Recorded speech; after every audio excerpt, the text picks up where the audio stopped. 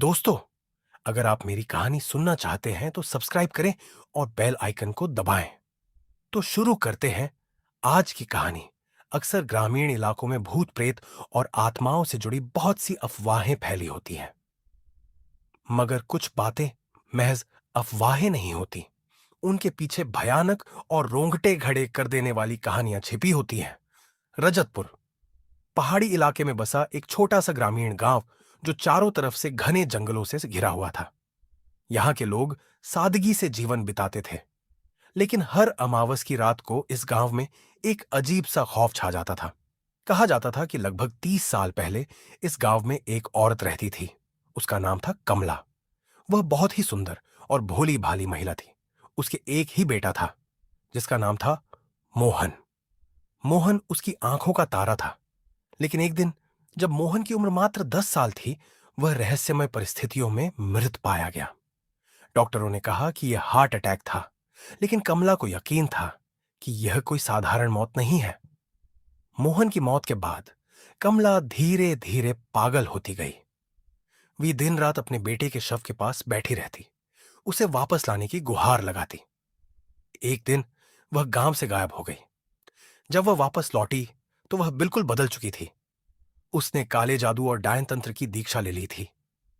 कमला ने गांव वालों को चेतावनी दी थी, मेरा बेटा मुझसे छीन लिया गया है, तो मैं भी तुम सबसे तुम्हारे प्रियजनों को छीन लूंगी। हर अमावस की रात मैं तुम्हारे घरों में आऊंगी, और जो सुरक्षा कवच नहीं बनाएंगे उन सब की बलि चढ़ाऊंगी। मेरी शक्तियों से मेरा बेटा वापस आएगा। और फिर वह सचमुच ऐसा करने लगी। हर अमावस की रात वह गांव में भटकती, और जिन घरों के बाहर उसने टोटके रख दिए, अगली सुबह उन परिवार के सभी सदस्य मृत पाए जाते। उनकी आंखें ऊपर को पलटी हुई, जीभें बाहर लटकी हुई, मानो किसी ने उनका डर से बुरा हाल कर दिया हो। गांव वालों ने एक रात मिलकर कमला को पकड़ लिया और गांव के चौराहे पर उसे मार डाला। लेकिन मरने से पहले कमला ने एक आखिरी श्राप दिया था, मैं मर रही हूं, लेकिन मेरी आत्मा कभी शांत नहीं होगी। हर अमावस को मैं इस गांव में लौटूंगी, और तब तक नहीं रुकूंगी जब तक पूरा रजतपुर खत्म नहीं हो जाता। और सचमुच कमला की आत्मा, जिसे अब लोग काली डायन कहते थे, हर अमावस की रात को गांव में भटकती रही। गांव वालों ने एक सिद्ध पंडित से उपाय पूछा, तो उन्होंने बताया, अमावस की रात को घर के बाहर विधि विधान से पूजा करो और स्वस्तिक का चिन्ह बनाओ।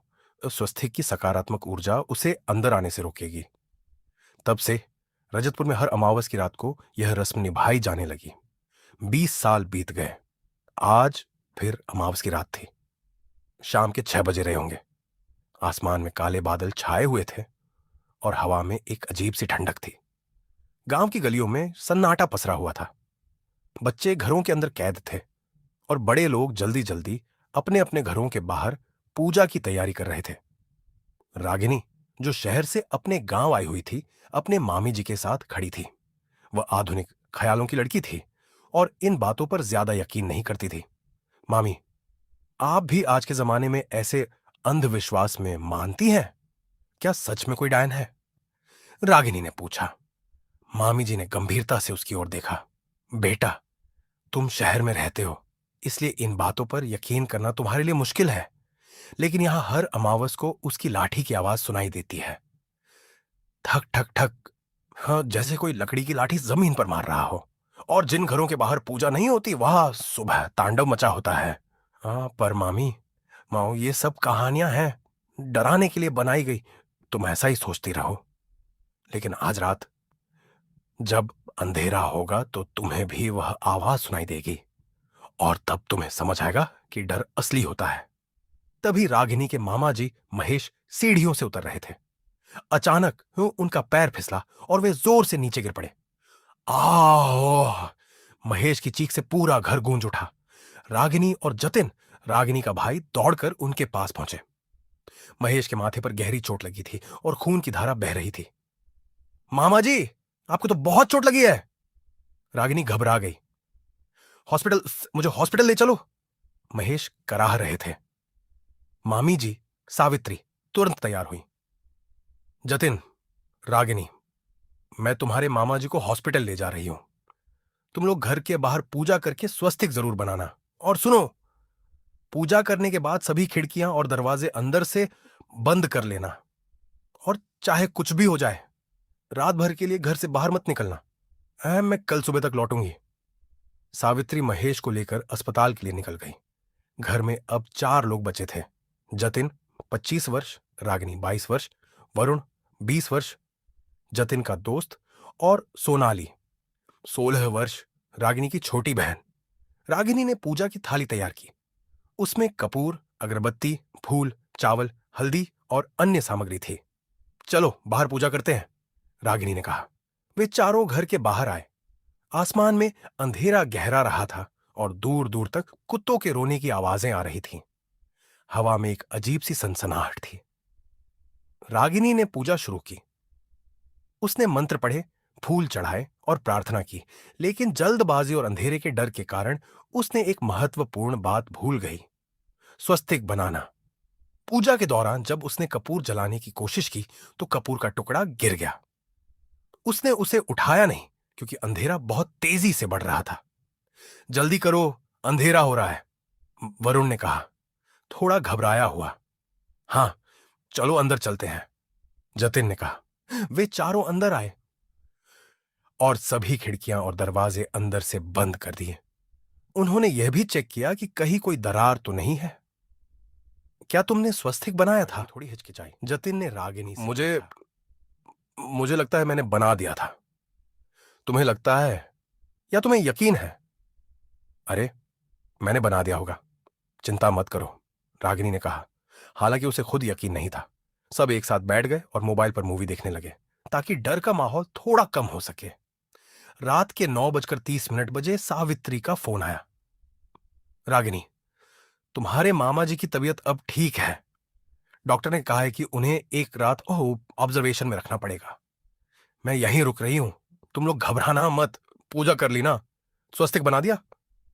हाँ मामी, सब हो गया, आप चिंता मत करो, रागिनी ने झूठ बोला। अच्छा, तो फिर दरवाजे खिड़कियां बंद कर लेना और याद रखना, चाहे कुछ भी सुनाई दे, रात भर के लिए बाहर मत निकलना। कल सुबह मैं लौटूंगी। फोन कट गया। रात के 11:30 बजे सब एक ही कमरे में सो गए। कमरे में चारों बिस्तर पर लेटे थे, लेकिन नींद किसी की आंखों से कोसों दूर थी। बाहर से आवाजें आ रही थीं, उल्लू की टरटर, हवा की सरसराहट और कभी कभी दूर से आती हुई सियारों की आवाजें। तभी घड़ी में ठीक 12 बजे सोनाली की आंख अचानक खुल गई। उसे प्यास लगी थी, लेकिन तभी उसे एक आवाज सुनाई दी, थक थक थक, जैसे कोई लकड़ी की लाठी जमीन पर मार रहा हो। सोनाली का दिल जोर से धड़कने लगा। उसने कान लगाकर सुना। आवाज कमरे के बाहर से आ रही थी, गलियारे से। ये ये कैसी आवाज है? शायद मेरा वहम है, सोनाली ने खुद को समझाया। वह वापस सोने की कोशिश करने लगी, लेकिन आवाज बंद नहीं हुई। थक थक थक, आवाज धीरे धीरे करीब आ रही थी। सोनाली का गला सूख गया था। उसे सचमुच प्यास लगी थी। उसने धीरे से उठकर देखा, बॉय कुपो दिख बाकी सब सो रहे थे। उसने कमरे में पानी की बोतल ढूंढी, लेकिन वह खाली थी। हिम्मत करके वह कमरे से बाहर निकली। गलियारा अंधेरे में डूबा हुआ था। वह धीरे धीरे किचन की ओर बढ़ी। तभी उसके पीछे से फिर से वह आवाज आई, थक थक ठक। और इस बार एक आवाज भी सुनाई दी, एक बूढ़ी खुरदरी डरावनी आवाज, बहुत प्यास लगी है बेटी, मुझे भी पानी पिला दे। सोनाली के हाथ से पानी का गिलास छूटकर नीचे गिर गया। छनक, वह धीरे धीरे पीछे मुड़ी और जो उसने देखा उससे उसका खून जम गया। सामने एक बेहद बूढ़ी औरत खड़ी थी। उसने काली साड़ी पहन रखी थी जो फटी पुरानी थी। उसके बाल पूरी तरह बिखरे हुए थे और उनमें सफेदी के साथ साथ गंदगी भी थी। उसका चेहरा झुर्रियों से भरा था और आंखें आंखें पूरी तरह काली थीं। पुतलियां नहीं दिख रही थी। उसके हाथ में एक लकड़ी की लाठी थी जिसे वह बार बार जमीन पर मार रही थी। थक थक थक। अचानक देखते ही देखते उस बूढ़ी औरत की आंखें पूरी तरह ऊपर को पलट गई और अब वे बिल्कुल काली थी, जैसे 2 काले गड्ढे। सोनाली चीखना चाहती थी, लेकिन उसके गले से कोई आवाज नहीं निकली। वह जम गई थी। डायन ने एक भयानक मुस्कान के साथ कहा, कितनी भी कोशिश कर लो, अब कोई तुम्हें मुझसे नहीं बचा पाएगा। बहुत सालों से इस गांव में किसी को शिकार नहीं बना पाई मैं। आज अपने शिकार को अपने हाथों से जाने नहीं दूंगी। डर के मारे सोनाली पूरी तरह पसीने से भीग चुकी थी। उसने पलटकर भागने की कोशिश की, लेकिन डायन तेजी से आगे बढ़ी। सोनाली इधर उधर भागी, लेकिन हर रास्ता बंद था। डायन ने उसे एक कोने में घेर लिया। बेकार कोशिश मत करो, नहीं बचा पाओगी खुद को मुझसे। यहां का हर रास्ता अब तुम्हारे लिए बंद है। अब तुम सिर्फ मेरे साथ जाओगी। डायन ने अपनी लाठी उठाई और सोनाली पर झपट पड़ी। हाँ, सोनाली की एक तेज दर्दनाक चीख से पूरा घर गूंज उठा। जतिन, रागिनी और वरुण की नींद अचानक टूट गई। ये यह तो सोनाली की आवाज थी। रागिनी चिल्लाई। सोनाली, सोनाली कहां हो? जतिन ने आवाज लगाई। वे तीनों तेजी से उठे और कमरे से बाहर निकले। गलियारे में अंधेरा था और हवा में एक अजीब सी ठंडक थी। सोनाली, सोनाली। लेकिन सोनाली कहीं नहीं मिली। ऐसा कैसे हो सकता है? आधी रात को सोनाली घर से कहां गायब हो सकती है? वरुण घबराया हुआ था। कहीं उसे कुछ हो तो नहीं गया? रागिनी की आंखों में आंसू थे। सोनाली, सोनाली जवाब दो। तभी रागिनी को एक बात याद आई। Store room! हमने स्टोर रूम में चेक नहीं किया। वे तीनों दौड़कर स्टोर रूम की ओर गए। जतिन ने दरवाजा खोला। लाइट जलाओ, रागिनी ने कहा। जतिन ने स्विच दबाया। लाइट जली, लेकिन तुरंत टिमटिमाने लगी। चमक भुज, चमक भुज। और तभी उन्होंने देखा, कमरे के कोने में सोनाली पड़ी थी। लेकिन वह सोनाली नहीं लग रही थी। उसके बाल बुरी तरह बिखरे हुए थे। उसकी आंखें पूरी तरह ऊपर को पलटी हुई थी, सफेद हो चुकी थी। उसकी जीभ बाहर को निकलकर लटकी हुई थी और वह नीली पड़ चुकी थी। उसके चेहरे पर खरोंचें थीं और कपड़े फटे हुए थे। नहीं, नहीं, यह नहीं हो सकता। रागिनी की आंखों से आंसू बह निकले। वरुण ने हिम्मत करके सोनाली को गोद में उठाया। उसने उसकी नब्ज चेक की और कान उसके मुंह के पास लगाकर सांस सुनने की कोशिश की, लेकिन कुछ नहीं। सोनाली, सोनाली की सांसें रुक चुकी है। वरुण की आवाज कांप रही थी। कैसे, कैसे हुआ यह सब? जतिन सन्न रह गया। कौन मार डाला मेरी बहन को? रागिनी रो रही थी। वरुण ने धीरे से कहा, इंसान की ऐसी हालत तो तभी हो सकती है जब जब उसे उस डायन ने मारा हो। लेकिन हमने तो घर के बाहर पूजा भी की थी, तो फिर उसने सोनाली पर हमला कैसे किया? जतिन ने पूछा। रागिनी को अचानक वह बात याद आई। नहीं, नहीं, हमने हमने स्वस्तिक नहीं बनाया था। मैं भूल गई थी। क्या? जतिन और वरुण एक साथ चिल्लाए। क्या? जतिन और वरुण एक साथ चिल्लाए। इसका मतलब उस डायन को अंदर आने का रास्ता मिल गया, वरुण ने कहा। और अगर उसने सोनाली को मारा है, तो इसका मतलब वह हमारे घर के अंदर अभी भी है। वह हमें भी नहीं छोड़ेगी। मुझे बहुत डर लग रहा है भैया। अब क्या करेंगे हम? अभी घर में फिर से वही आवाज गूंजी। ठक, ठक, ठक। उस आवाज को सुनते ही उन तीनों के रोंगटे खड़े हो गए। जतिन ने तुरंत दरवाजे को अंदर से कुंडी लगाकर बंद कर दिया। लगता है कोई बहुत बड़ी भूल हुई है हमसे, और इसीलिए वह डायन हमारे घर के अंदर प्रवेश कर गई है। हमें खुद का बचाव करना होगा। जतिन ने अपना फोन निकाला। मैं भानु काका को फोन करता हूं, शायद वे हमें इसका कोई निवारण बता सके। जतिन ने गांव के पंडित भानु काका का नंबर डायल किया। फोन कई बार बजा और फिर उठाया गया। हेलो जतिन बेटा, इतनी रात को? भानु काका की नींद भरी आवाज थी। काका, जल्दी सुनिए, बहुत बड़ी मुसीबत हो गई है। जतिन की आवाज में घबराहट थी। क्या हुआ? शांत होकर बताओ। काका, हमने हमने पूजा तो की थी, लेकिन स्वस्तिक बनाना भूल गए। और अब सोनाली सोनाली मर गई है काका। क्या? भानु काका की आवाज में सदमा था। तुम लोगों ने स्वस्तिक नहीं बनाया? नहीं काका, हमसे भूल हो गया। और अब वह डायन अंदर आ गई है। उसने सोनाली को मार डाला और वह अभी भी यहीं है। काका, हमें बचाइए। भानु काका की आवाज में डर था। हे भगवान, होए, ये क्या कर दिया तुम लोगों ने? बहुत बड़ा अनर्थ हो गया है। उस डायन को काबू करने का बस यही एकमात्र तरीका था, स्वस्तिक की सकारात्मक ऊर्जा। अब हम क्या करेंगे काका? प्लीज हमें बचाइए। पता नहीं, पता नहीं अब कैसे मैं तुम सबको उससे बचा पाऊंगा। तुम लोग कमरे में बंद रहना, किसी भी हालत में बाहर मत निकलना। मैं "म- मैं कुछ सोचता हूं। काका प्लीज जल्दी आइए।" लेकिन तभी फोन अचानक डिस्कनेक्ट हो गया। हेलो, हेलो काका। जतिन ने फिर से कॉल करने की कोशिश की, लेकिन फोन नहीं लगा, नेटवर्क नहीं था। क्या हुआ? रागिनी ने पूछा। फोन कट गया, नेटवर्क नहीं आ रहा। तभी कुछ मिनट बाद घर के मुख्य दरवाजे पर जोर जोर से खटखटाहट हुई। धड़ाम धड़ाम धड़ाम, और एक आवाज आई, जतिन, रागिनी, खोलो दरवाजा, मैं हूं तुम्हारा भानु काका। उन तीनों की सांसें अटक गईं। इतनी रात को कौन आया होगा भैया? रागिनी ने धीरे से पूछा। मुझे लगता है वह डायन हमारा ध्यान भटकाकर हमें कमरे से बाहर निकालना चाहती है, वरुण ने कहा। लेकिन यह तो भानु काका की आवाज है, जतिन ने कहा। डरो मत बच्चों, मैं हूं तुम्हारा भानु काका, जल्दी दरवाजा खोलो। बाहर से आवाज आई। जतिन ने दरवाजा खोलने के लिए कदम बढ़ाया। तभी रागिनी के दिमाग में एक बात को कौंधी। रुक जाइए भैया, बाहर मत जाइए, रागिनी चिल्लाई। ओ क्यों? यह तो भानु काका है। नहीं भैया, सोचिए, अमावस की रात कोई अपने घर से बाहर नहीं निकलता। भानु काका का घर गांव के दूसरे छोर पर है। वे इतनी रात को इस अंधेरे में अकेले यहां कैसे आ सकते हैं? और फिर उनका फोन तो अभी कटा था। वे इतनी जल्दी यहां कैसे पहुंच सकते हैं? जतिन रुक गया। उसे रागिनी की बात सही लगी, लेकिन तब तक बहुत देर हो चुकी थी। इससे पहले कि जतिन वापस कमरे के अंदर आ पाता, दरवाजे के बाहर से वही डरावनी आवाज गूंजी। ठक ठक ठक, और दरवाजा अपने आप खुल गया। सामने कोई भानु काका नहीं, बल्कि वही काली डायन खड़ी थी।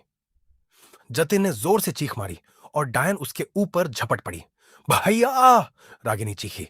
वह कमरे से बाहर भागना चाहती थी, लेकिन वरुण ने उसे पकड़ लिया। नहीं रागिनी, रुको, छोड़ो मुझे, वे मेरे भैया को मार डालेगी। रागिनी रो रही थी। शांत हो जाओ रागिनी, मैं जानता हूं कि तुम जतिन को बचाना चाहती हो।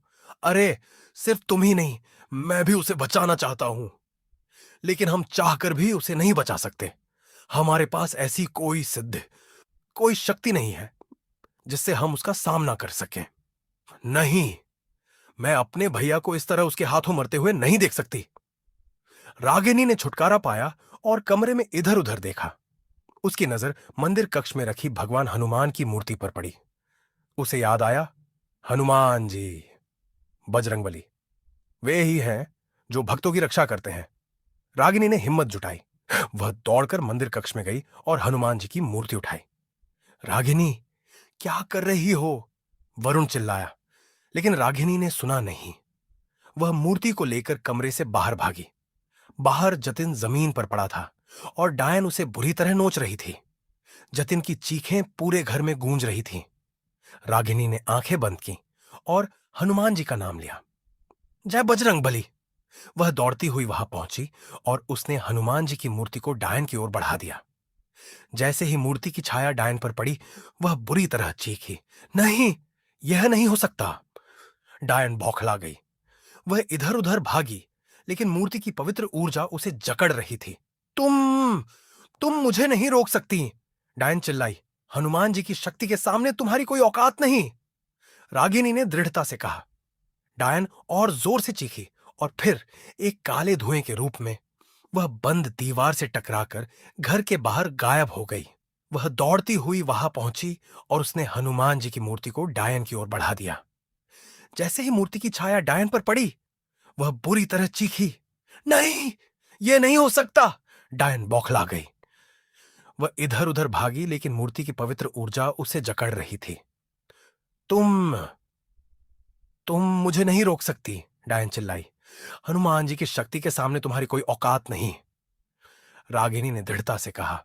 डायन और जोर से चीखी और फिर एक काले धुएं के रूप में वह बंद दीवार से टकराकर घर के बाहर गायब हो गई। रागिनी ने निडर होकर हनुमान जी की मूर्ति को घर के मुख्य दरवाजे पर रख दिया और दरवाजा बंद करके अंदर आई। वरुण और वह मिलकर जतिन को अंदर ले गए। जतिन का शरीर बुरी तरह घायल था। उसके चेहरे, हाथों और शरीर पर गहरी खरोंचें थीं और हर जगह से खून बह रहा था। रागिनी ने जल्दी से फर्स्ट एड किट निकाली। उसने जतिन के घाव साफ किए और उन पर बैंडेज लगाए। जतिन की आंखों से आंसू, वह डायन मुझे मार ही डालती। तूने अपनी जान जोखिम में डालकर मेरी जान बचाई। ये अगर तुझे कुछ हो जाता तो। रागिनी ने उसके आंसू पोंछे। पगले, मेरे होते हुए मैं आपको कुछ नहीं होने दूंगी भैया। तभी जतिन के फोन पर भानु काका का फोन आया। रागिनी ने फोन रिसीव किया। हेलो काका। रागिनी, तुम लोग ठीक तो हो? मुझे नेटवर्क की समस्या की वजह से फोन नहीं लगा पा रहा था। रागिनी ने उन्हें पूरी घटना सुनाई। कैसे सोनाली मारी गई, कैसे डायन ने जतिन पर हमला किया और कैसे उसने हनुमान जी की मूर्ति से डायन को भगाया। भानु काका के भी रोंगटे खड़े हो गए।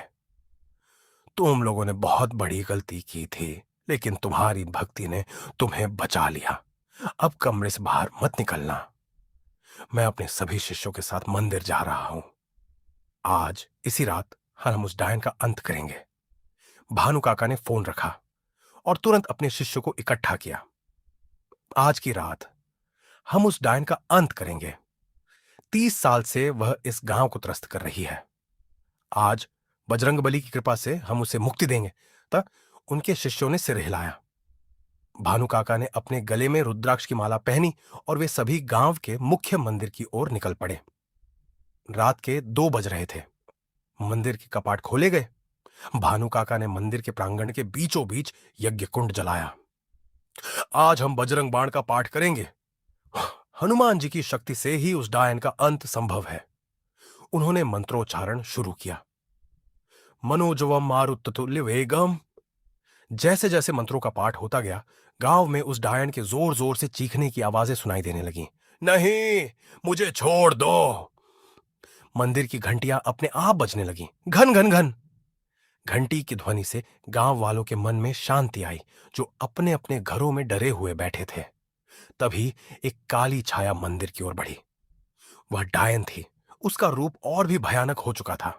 उसकी आंखें अंगारों की तरह जल रही थीं और उसके मुंह से आग निकल रही थी। तुम मुझे नहीं रोक सकते। हाँ, मैं इस गांव को खत्म करके रहूंगी। भानु काका ने अपने शिष्य को इशारा किया। शिष्य ने तुरंत गंगा जल का कलश उठाया और डायन पर छिड़काव कर दिया। गंगा जल का स्पर्श पाते ही डायन और बुरी तरह तड़पने लगी। आ, आ, जल रहा हूं, जल रहा हूं। भानु काका ने और जोर से मंत्र पढ़े। जय जय जय हनुमान गोस्वामी, कृपा करो गुरुदेव की नाई। डायन चीखती रही, लेकिन धीरे धीरे उसका शरीर काले धुएं में बदलने लगा और फिर एक तेज रोशनी के साथ वह धुआं मंदिर में जल रही ज्योत में समा गया और आसमान में कहीं विलीन हो गया। सन्नाटा छा गया। भानु काका ने राहत की सांस ली। आज से इस गांव को उस डायन का साया कभी नहीं सताएगा। अगली सुबह जब सावित्री और महेश अस्पताल से लौटे तो उन्हें पूरी घटना के बारे में पता चला। सावित्री रो पड़ी जब उन्होंने सोनाली के बारे में सुना। काश काश हमने उस रात कमरे से बाहर ना निकलने का फैसला किया होता, या काश हमने स्वस्तिक बना दिया होता। आज शायद सोनाली भी जिंदा होती। जतिन, जो अब ठीक हो रहा था, ने कहा, सोनाली की मौत ये व्यर्थ नहीं गई। उसने हमें सिखाया कि अंधविश्वास और आस्था में क्या अंतर है। हमने अंधविश्वास को नजरअंदाज किया और उसकी कीमत चुकाई, लेकिन आस्था, हनुमान जी में हमारी आस्था, ने हमें बचा लिया। उस दिन के बाद रजतपुर में अमावस की रात को अब और भी धूमधाम से पूजा होने लगी। हर घर के बाहर विधि विधान से स्वस्तिक बनाया जाने लगा। लेकिन सबसे बड़ा बदलाव यह था कि लोगों ने समझ लिया था, डर के कारण नहीं बल्कि श्रद्धा के कारण ये रस्में महत्वपूर्ण है। काली डायन का साया हमेशा के लिए खत्म हो गया था, लेकिन सोनाली की याद हमेशा जिंदा रही। उस रात ने सोनाली से उसकी जिंदगी छीन ली थी, लेकिन उसी रात ने रागिनी के साहस और आस्था ने पूरे गांव को बचा लिया था। आपको यह कहानी कैसी लगी, कमेंट बॉक्स में जरूर बताइए और हीर हर महादेव लिखना मत भूलिएगा और मेरे चैनल को सब्सक्राइब करना भी ना भूलें। तो मिलते हैं अगली कहानी में, तब तक के लिए जय माता दी, हर हर महादेव।